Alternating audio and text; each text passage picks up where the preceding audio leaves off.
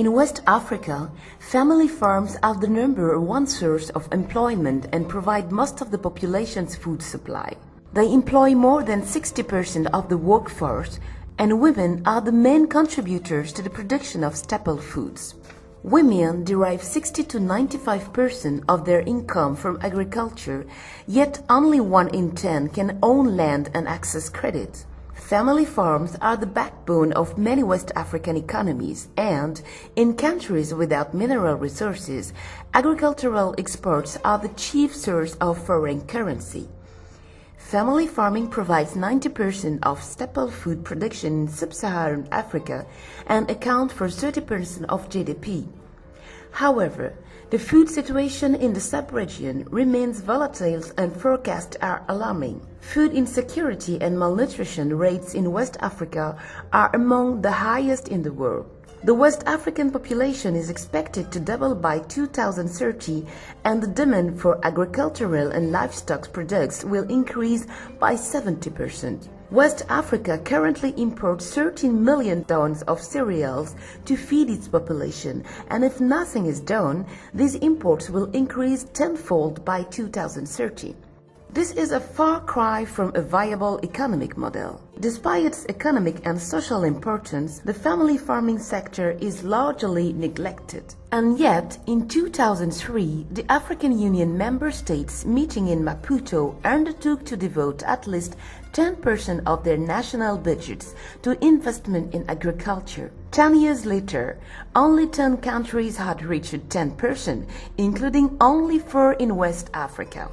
How can we feed a population in a state of chronic food insecurity that is expected to double within the next 20 years? In a region where 80 to 90% of farm or family farms, it is essential to protect and promote this type of agriculture, which is vital if we are to build a West Africa where no one goes hungry. In poor economies with abundant labor, as in West Africa, small production units are not only more efficient than larger ones, but their development also has greater impact on economic growth and poverty reduction. These farms do not have the same facilities as large farms and agribusinesses in terms of access to markets, land, financing, infrastructures, and technology.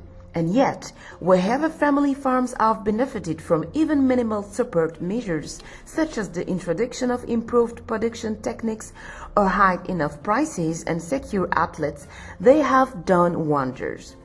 Mali has achieved considerable results with the Rice Initiative, a 13.4 billion CFA input and equipment program. In Senegal, thanks to initiatives undertaken by both government and producer organizations, onion production rose from 40,000 tons in 2002 to 177,000 tons in 2010. The Market Regulatory Authority estimates the sector sales figure at 22 billion CFA over that period.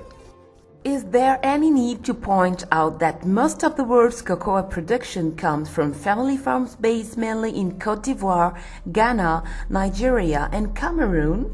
Family farms also made West Africa third among global cotton exporters of the next decade. In a region facing a huge youth unemployment challenge, family farms bolstered by support and encouragement could be a powerful source of job creation. By facilitating access to quality inputs and seeds, increasing storage capacity, adapting production systems to climate change, using organic fertilizers, and ensuring collaboration between producers and researchers, family farms could meet ambitious goals. For instance, water management alone could increase West African rice yields from their current average of 2 tons to more than 10 tons, with 2 crops per year on each plot. The real question then is how we could achieve our objective of hunger-free West Africa without the help of family farms. West African governments need to take account of the priority role of family farms in poverty and hunger alleviation by equipping them with the resources they need to feed our earth while adapting to climate change. But above all, each and every one of us has a role to play. As consumers, we should support family farms by buying local products. Let's break the cycle of hunger through more and better investment in family farms. Join the Grown campaign www.oxfam.org/grow.